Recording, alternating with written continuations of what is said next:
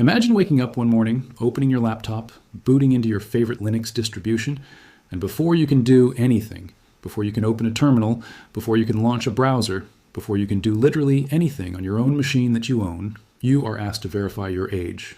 Not just click a box, not just type in a birth year. Actually verify. Hand over information about who you are just to use your own computer. That sounds like something out of a dystopian sci-fi novel, right? It sounds like the kind of thing that tech people joke about when they talk about where the internet is heading. Except this is not a joke anymore. This is not hypothetical. This is not some fringe conspiracy theory being passed around on forums. This is real legislation. It has already been signed into law in one of the most powerful states in the entire United States.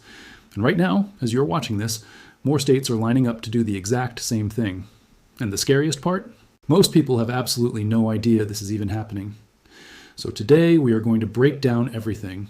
We are going to talk about what these laws actually say, why they are so much more dangerous than the people writing them seem to understand, what they mean specifically for Linux and open source software, why big tech companies are quietly celebrating all of this, and what you can actually do about it before it is too late.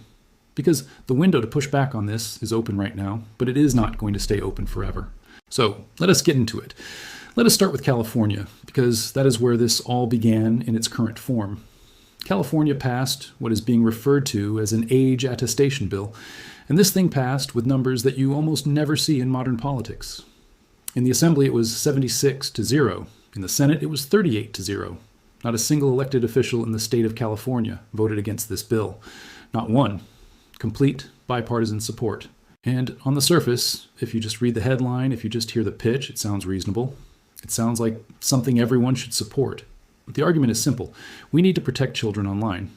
We need to make sure that kids are not accessing content that is not appropriate for them. And look, nobody is going to stand up and say they are against protecting children. That is not what this is about. The problem is not the intention. The problem is what this law actually does in practice, and the consequences it creates that extend so far beyond anything the people promoting it seem to have thought through. So here is what California's law actually requires. Starting January 1st, 2027, every operating system provider doing business in California has to collect age information from users during account setup. That age data then has to be transmitted to app developers through a real-time API. Every single time a user downloads or launches an app, the operating system has to communicate that user's age bracket to the developer of that app. The age brackets defined in the law are under 13, 13 to under 16, 16 to under 18, and 18 or older. And this is not optional. This is not something developers can choose to ignore.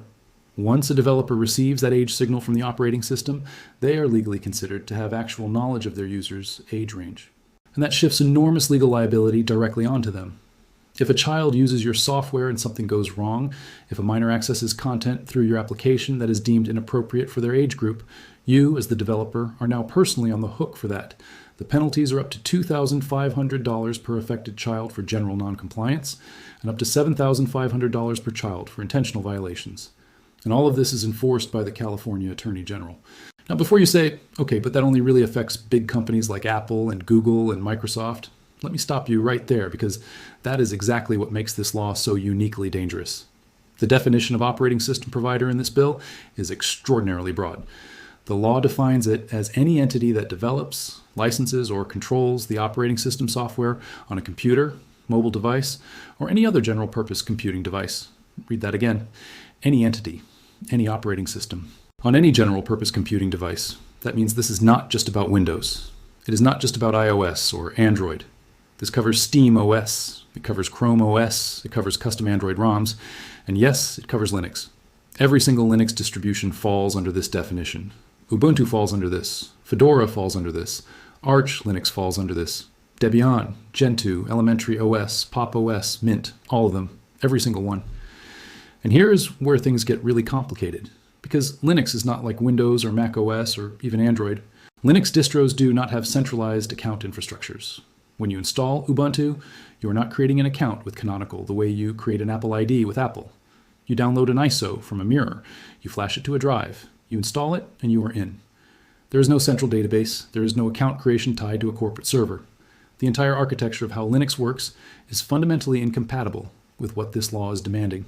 And beyond the technical challenges, most Linux distributions, even the popular ones, do not have the legal teams or the financial resources to fight this stuff in court. They do not have armies of lawyers. They are largely community-driven projects.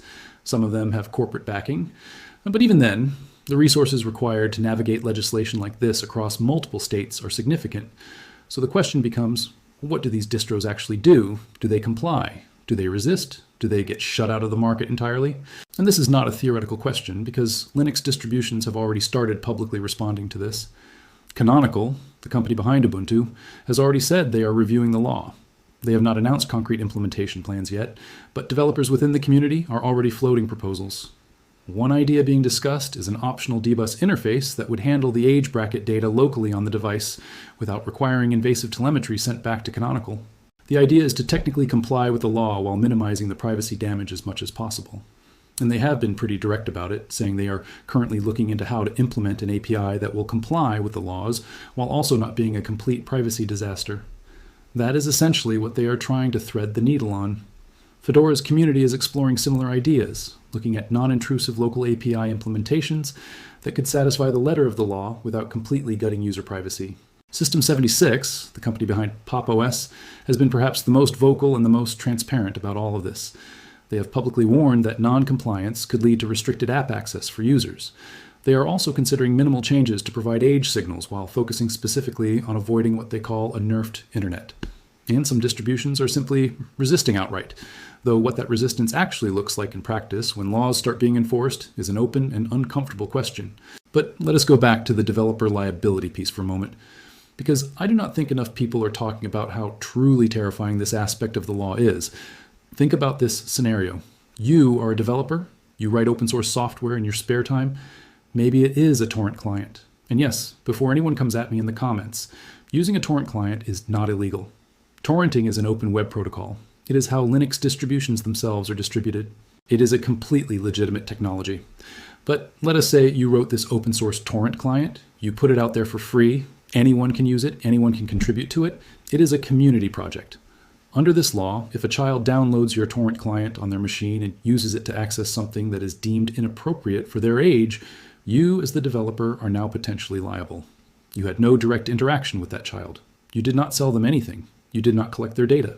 You did not make any decision about whether they should or should not use your software. But because the operating system transmitted that age signal to your app, and because you technically received that signal, you are now deemed to have had actual knowledge that a minor was using your software. And if something went wrong, the California Attorney General can come after you. Now, I want you to sit with that for a second, because this is not a hypothetical edge case. This is the direct logical consequence of how this law is written. Open source developers who have never made a single dollar from their software, who contribute to the community purely out of passion and a desire to build things, could find themselves personally liable for fines in the thousands of dollars per affected child simply because someone used their software. And the really insidious thing about this is that it could effectively kill open source development, at least from developers who are based in or do business in these states.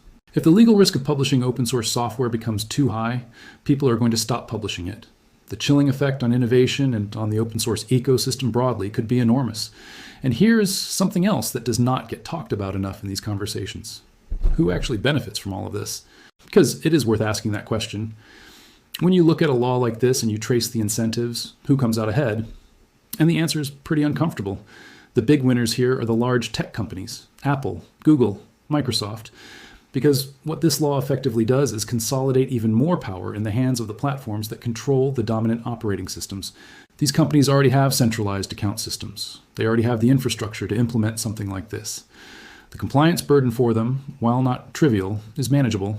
They have the legal teams, they have the engineering resources, they have the existing user data infrastructure. For them, this is a cost of doing business. But for smaller players, for independent developers, for Linux distributions, for open source projects, the compliance burden is potentially crushing. So what this law does, whatever the intentions behind it, is raise the barrier to entry for anyone who is not already a massive tech company. It makes it harder to compete with Apple and Google. It shifts liability onto individual developers and off of the platform owners.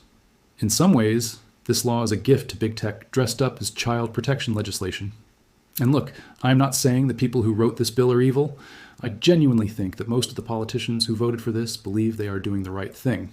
Child safety is a real issue online. Nobody is disputing that. But the road to genuinely dangerous outcomes is paved with good intentions, and this is a perfect example of that. because the mechanism this law uses to protect children is deeply flawed at its very foundation. Here is the core problem. This law does not actually require real age verification. It does not ask you to scan your ID. It does not require a government database lookup. It just asks you to attest to your age during setup, which means a 12-year-old who wants to lie about their age can absolutely do that. There is nothing in this law that actually prevents that from happening. So what have we accomplished? We have built a massive surveillance infrastructure into every operating system. We have created enormous legal liability for developers. We have potentially crippled open source software development. And we have not actually stopped a single determined 12-year-old from accessing content they were not supposed to see. But here's the thing that should genuinely concern everyone who cares about digital freedom and privacy. The infrastructure itself is the problem, not just what it is being used for right now. Because once you have an age verification API baked into the operating system layer of every computing device, that infrastructure does not go away. It just sits there, waiting to be expanded. And it will be expanded because that is how legislation works. The next law will say, well, we realize that kids are just lying about their age during setup, so now we need actual ID verification at the OS level. And the law after that will say, well, we realize that people are using VPNs to get around this, so now VPNs need to be restricted. And if you think that last part sounds paranoid, I want to be very clear. VPN bans have already been proposed in the United States in response to age verification laws. This is not speculation. This is already happening. And each step in that chain sounds like a reasonable response to the previous step's failure.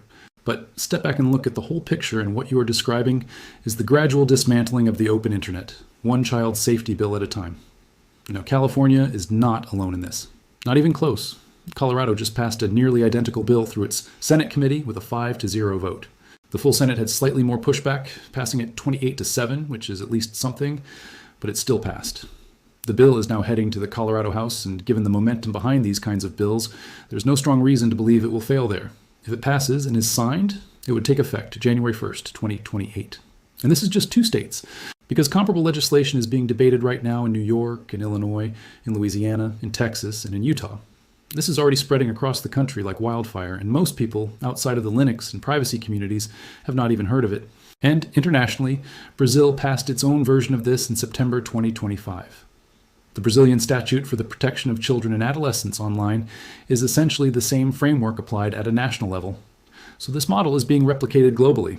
Other countries are watching, taking notes, and writing their own versions of these bills. And at the federal level in the United States, no single law covering all of this has passed yet. But proposals have been floated, discussions are happening, and the political environment around child safety online makes this kind of legislation very easy to push through. Because again, who wants to vote against protecting kids? The political calculus is almost impossible to argue against, which is exactly why the technical and civil liberties arguments need to be made loudly and clearly before something passes at the federal level. Because if a federal bill passes without an open source exemption, all of the state level nuances become completely irrelevant. Every Linux distribution in the country would be subject to the same requirements as Apple and Google, with none of the resources to actually comply. There's one potential silver lining here, and I want to be honest that it is small, but it is real. System 76, who are based in Colorado, actually reached out and met with the California state senator who co-authored that age attestation bill. And in those conversations, they proposed excluding open source software from the bill's requirements, and the response was not a flat no. There appears to be genuine openness to amendments that would carve out open source software from these obligations. System 76's CEO has been pretty direct about this, saying that while it is an uphill battle, there is an open door to advocate for the open source community and that they are moving to try to influence those amendments before the bill is finalized. And I think this is genuinely important because even if you believe there should be some form of age-aware infrastructure at the OS level, which is a debate worth having on its own, the idea of holding individual open source contributors personally liable for how their software is used is genuinely indefensible. Open source software is by definition a community project. There is no single company, no single individual, no single entity that controls how it gets used or who uses it. Applying the same liability framework to a volunteer contributor to a Linux package manager as you would to Apple or Google is not just impractical, it is fundamentally unjust. So where does that leave us? What can you actually do right now? Because I do not want this to just be an information dump that leaves you feeling helpless. There are real, concrete things you can do. If you are in California, contact your state representatives. Tell them you oppose this bill in its current form. Bring up the open source example specifically. Make them understand that this does not just affect big tech companies. Make them understand that a developer who maintains a free open source tool in their spare time could face 5-figure fines because a miner used their software. That is the kind of concrete human example that cuts through the political noise.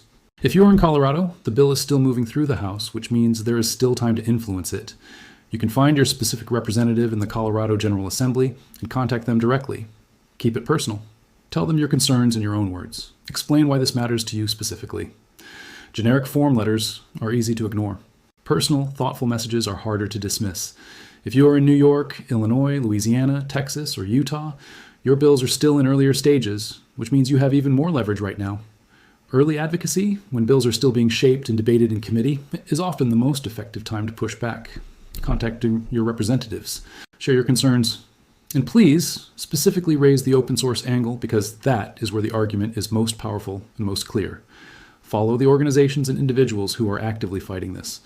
The Electronic Frontier Foundation has been one of the most consistent voices on digital rights legislation for decades, and they are paying close attention to these developments. System 76 has been the most vocal company in the Linux space on this specific issue, and following their blog and their public communications will keep you updated as things develop. Share information about this with people in your life who care about technology and privacy but might not have heard about these bills yet. The reason this legislation moves so easily is because it flies under the radar.